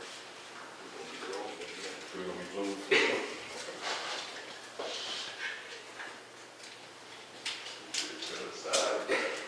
Ooh. There we go. Open this thing up. Right down Yeah, you gonna open that up so people can see us in here. here. You see your head talk to Jay. That's right. Praise be Allah. They might come in here and put, they might say, look, they in there talking to Jay. Let me go ahead and say what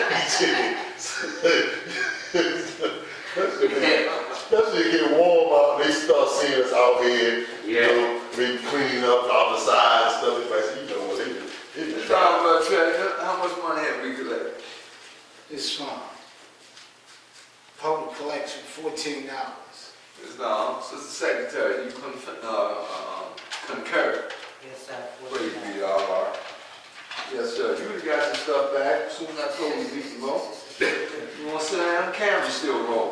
Okay. Yeah, you don't want the Supreme Grand Chief to see you like that. Because I'll send him all these videos. Islam. Islam. All rise and face these with more surrounding prayer. Brother, Sister Grand Chief, could you recite the prophet's prayer for us? Islam. Islam. Islam. Allah bind our hearts and minds back to our ancient forefathers' divine creed and principles. This we ask in our holy name, in the 7th Amen. Amen. Islam. Islam. Allah, the Father of the universe. Allah, the Father of the universe. Father of love. Father of love, Truth. Truth. Peace. Peace. Freedom. Freedom. And justice. And justice. Allah is my protector. Allah is my protector. My guide. My God. And my salvation. And my salvation. By night. By night. And by day. And by day. Through his holy prophet. Through his holy prophet. Through Ali. Through Ali. Amen. Amen. Islam. Islam. Islam.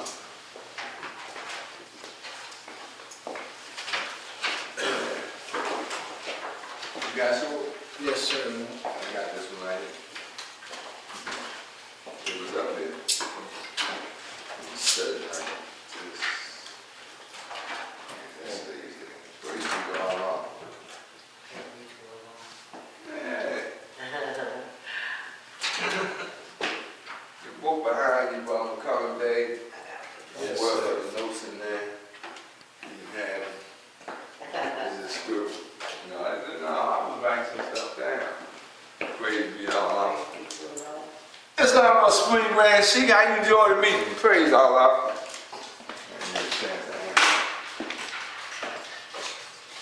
What I think we're going to do